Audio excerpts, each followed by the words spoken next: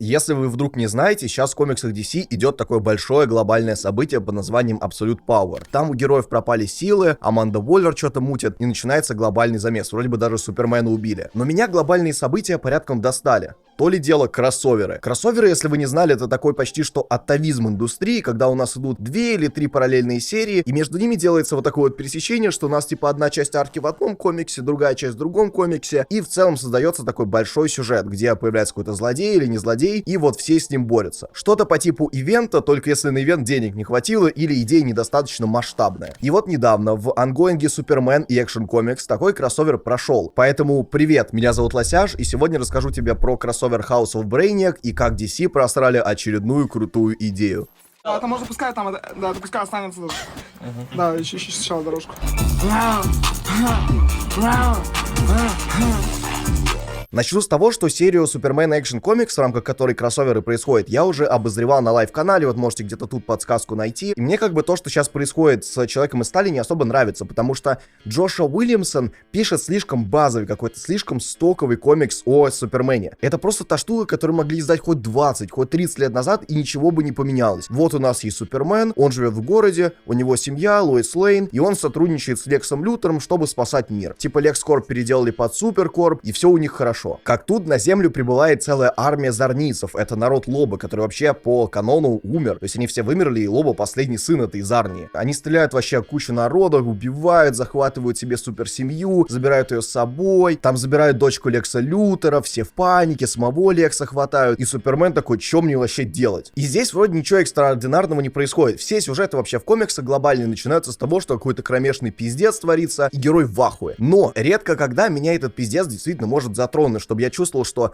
блин, реально что-то непонятное. То есть я мог бы переживать там за героев, что, возможно, кто-то умрет, возможно, там какие-то последствия останутся, или просто хотя бы какие-то эмоции испытывать. И вот Джошуа Уильямсон здесь смог мне их дать. То есть я действительно такой, а вот загадка какая-то появляется, что зарнийцы вернулись, а вот где Лоба в этот момент, а вот что Супермен будет делать, а вот Брейниак что вообще замышляет, какая вообще концепция у тайтла, и это круто. Потому что я таких экшоновых событий много не требую, типа мне достаточно просто посмотреть, кайфануть, увидеть какой-нибудь прикольный боевичок и все. Не обязательно закладывать какие-то великие мысли, хотя бы вот базу хорошо реализуйте, и мне достаточно. Далее Человек из стали наконец-то метует с Лоба, и у них происходит прикольная интеракция какая-то друг с другом, то есть они вкидывают всякие прикольчики на тему того, что раньше они были единственными сынами своих планет умерших, но сейчас и у Супермена вроде как семья с Криптона, и у Лоба вроде эти зарницы вернулись, еще они будут делать, и нам показывают какие-то планы Брейниака. Это все вплетается в континьюти, но при этом с этим не перегружает. То есть что меня бесит часто, это особенно у Марвел много где присутствует, когда чтобы прочитать новую глобалку, надо понимать, что происходило в комиксах там 10 лет назад, какие-то кроссоверы 20-летней давности читать, понимать вообще контекст всех ангоинговых серий. Здесь этого нет. Типа можно спокойно запрыгнуть на первый же выпуск этой арки, и пускай ты какие-то мелкие детали улавливать не будешь, но общий замысел и общий вот ход сюжета абсолютно понятен. Плюс нам раскрывает главный конфликт истории, то есть почему вообще Брейниак атаковал Землю. Это чувак, Брейниак, злодей, который хочет собрать вообще максимально полную базу данных о всей вселенной. Он поэтому собирает народа в эти колбочки, он поэтому въебывается постоянно. И в один момент он понял, что у него есть какой-то провал в знаниях, то есть он что-то не понимает, из-за этого он ломается. И для заполнения этого провала ему нужно захватить как можно больше народу, чтобы их изучить. И плюс построить огромного робота в виде женщины. Комнатный ты задрот. Его не волнуют какие-то чувства людей, потому что Брейниака единственная ценность — это информация. У него нет эмоций, он их просто не испытывает. В отличие от Супермена, который вот как герой с нашей стороны, который говорит о том, что эмоции — это важно. Там ласка, семейное добро, любовь и так далее. И Лоба в этом плане его саппортит, потому что у Лоба, конечно, другие эмоции, там всякие агрессия, злость. Они объединяются, потому что для них эмоция — это центр вообще их мотивации что-либо делать, спасать мир. Супермен, он ценит вообще всех людей на планете, и именно поэтому он стал героем. Лоба же работает охотником за головами не просто за деньги, он действительно испытывает эмоции от того, что он там крошит целые армии народу, перебивает планеты. Это тоже определенные чувства, которых у Брейниака нет. И вот чем хороши такие кроссоверы. В рамках отдельных серий, то есть в данном случае Superman Action Comics, мы можем сконцентрироваться на узком наборе персонажей. Если у нас идет глобальное событие, там даже вот, допустим, в Marvel было Devil's Reign, мы не можем просто уделить внимание только сорвиголове. Нам нужно создать какой-то костяк, придумать кучу там всяких тропов, сюжетных ответвлений про то, что у нас все Мстители бы активизировались, то, что у нас Кингпин не просто сам, у него там целая тоже армия. Здесь нет. Здесь у нас вот как шахматная доска, и на ней четко фигуры. Вот есть Супермен, есть Лоба, есть Супергерл, есть Лекс Лютер с его дочерью, и есть Брейниак. Все, это вот все 5 центральных героев, вокруг которых там и крутится повествование. Из-за этого Уильямсону получилось не отойти от главной мысли и не заблудиться в вечных каких-то поисках прикольных экшн-сцен или неожиданных поворотов. Нет, все четко и лаконично, и из-за этого вызывает какие-то эмоции. Отдельно меня порадовали какие-то мини-истории, которые тебя немножко переключают от общего контекста событий. То есть ты дочитываешь выпуск, весь на взводе, и тут тебе пихают дополнительную историю, например, про Перри Уайта, который баллотируется в мэра. Этот сюжет написал довольно известный в узких кругах автор Марк Рассел, и он строится весь вокруг политики. То, что Перри Уайт, он такой добряк, он не знает, как вести себя на публике, что надо ради там хайпа целовать младенцев, что... Ой, блядь, это как не так прозвучало. Как надо общаться с журналистами, которые, бывает, задают какие-то нетактичные вопросы. Но, тем не менее, он все равно выходит победителем против своего оппонента, потому что на его стороне доброта и честность. У них там со вторым кандидатом срач на тему пришельцев в Метрополисе, Перри за то, что, типа, они нам помогают, Супермен хороший, а второй чувак говорит то, что нет, гнать их отсюда, и это очевидно там аллюзия, что ой, вот кто Трамп, кто Байден. Мне вообще на американскую политику похуй, но Марк Рассел это прикольно реализует, всякие эпичные цитатки вставляет по типу того, что любой политик говорит вроде бы разумные вещи. Надо смотреть, вот основная его диалогия строится на том, кто его поддерживает. Путин военный преступник, гнилой диктатор и узурпатор, который украл мою страну, украл мое будущее. Иди нахуй отсюда, сиськастый, блядь. Ты чё, плохо слышишь меня, толстый, блядь?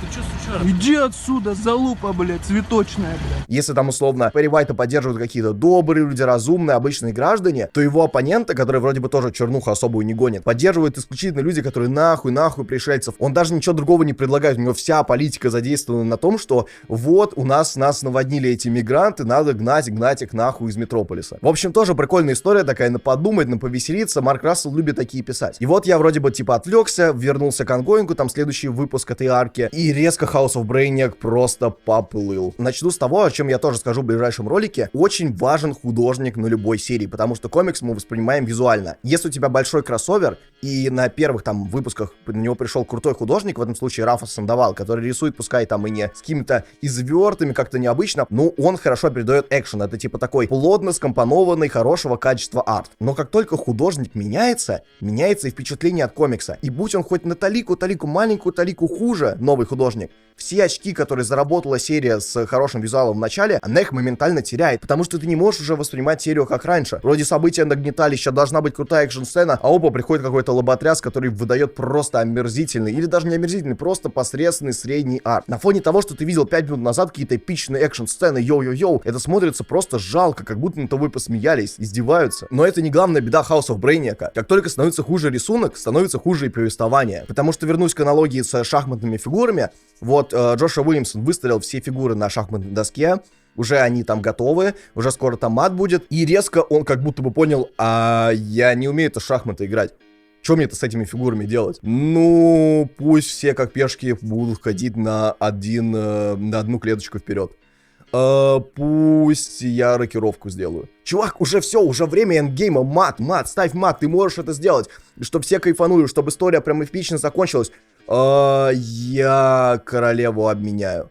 Я буду пешкой идти до конца карты. Зачем, чувак, у тебя все в твоих руках. Ты уже вот прям чуть-чуть сделай один маленький ход, это будет хорошим событием. Но нет, на середине House of Brainiac все просто ломается на две части, и комик превращается вот в очередное скучное говнище, потому что он наступает буквально на все клише, которые можно. Лоба объединяется с зорницами, дерется против Супермена, понимает, о, я ж был неправ, на самом деле Супермен хороший. На всю эту идею с тем, что злость это тоже эмоция, и она тоже бывает положительной, можете отвести в хорошее русло, полностью отходят. Все такие, ну, Супермен, как обычно, прав. Предательство Лекса Лютера тоже говорят то, что, ну, он спасал свою дочь просто. Брейниак вместо какого-то гениального злодея, у которого каждый шаг наперед продуман, создает этого робота, его побеждают, и он не знает, что делать. То есть он не продумал момент, что его робота возможно победить. Это даже было не как-то жестко. Это был не какой-то коварный план. Там Супермен не из последних сил им бился. Он просто такой, ну, давайте все вместе, моя суперсемья его освободил, и Лоба вместе с нами, и Лекс Лютер, давайте все будем сражаться. И чё, а Брейник этого просчитать типа не мог. Супермен же всегда в критических ситуациях сдавался раньше, да, он всегда оставлял город, ладно, похуй, полетели отсюда. Нет,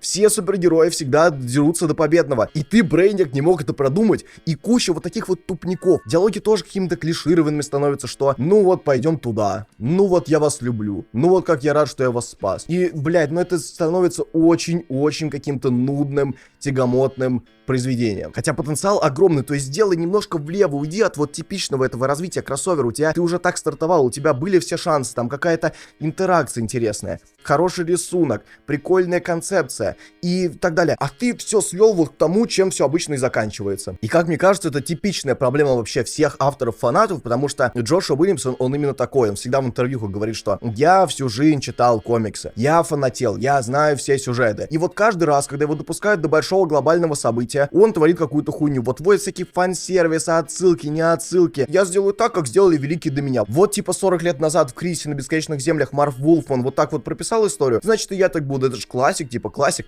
Чувак, чтобы стать крутым автором, классиков надо вот так вот в рот ебать. Как это делал Алан Мур, как я считаю, это Том Кинг сейчас делает каждый раз. Пускай не своими словами, а своими действиями. А ты просто подстилаешься вот под эту конъюнктуру, что вот так типа события выстраивались 30 лет, так и я выстрою. Ну зачем это, зачем? Нужно быть выше этого, чтобы писать действительно достойные, крутые комиксы. Поэтому даже я типа не знаю, вначале все было так хорошо, так прикольно, а скатилось настолько посредственное дерьмо, что, наверное, даже не читайте, даже не трогайте. Вот был такой кроссовер, и был очередной, на страницах мы увидели, у которого был потенциал, и по итогу все скатилось в говнище. У нас у DC сколько таких было за последнее время только. И какой-нибудь там «Война на Земле 3», который я обозревал уже на канале. И в New 52 каждую арку Супермена был кроссовер, который даже был не хуже по качеству, чем это. Вроде годы идут, а индустрия в этом плане никуда не прогрессирует. Я бы на месте редакторов уже на эти кроссоверы хуй забил, их все равно никто не читает. Я уверен, они продажи какие-то специфические не приносят. Сейчас ролик почти закончился, но я решил добавить немножко глубокой аналитики продаж серии Супермена и Action Comics, вообще поднялись ли они из-за кроссовера. И в целом я посмотрел вот продажи за эти месяцы. Супермен и Action Comics менялись чуть-чуть местами, но они были там 21, 22, 35, 34 место продаж вообще за все комиксы DC. Но важный момент. Вот ваншот, который выпускался к событию Superman House of Brainiac Special, был на 143-м месте продаж тотально вообще всех комиксов. То есть он нахуй никому не нужен. Никому нахуй не нужно это событие. Даже все равно кроссоверится две похожие серии, Супермен и Action Comics. Ты если читаешь Супермена, ты и Action, скорее всего, покупаешь. В чем вообще смысл их как-то там пересекать и так далее, если у них одна и та же аудитория? Блять, где бизнес-план, где бизнес-концепция? Ну а на этом все. Пишите в комментариях, может вы знаете какие-то хорошие кроссоверы. Подписывайтесь на лайв-канал с обзорами новинок, на телеграм-канал. Ставьте лайк, комментарий, пишите свое мнение, если вы читали, все дела. Давайте. Пока, до скорого.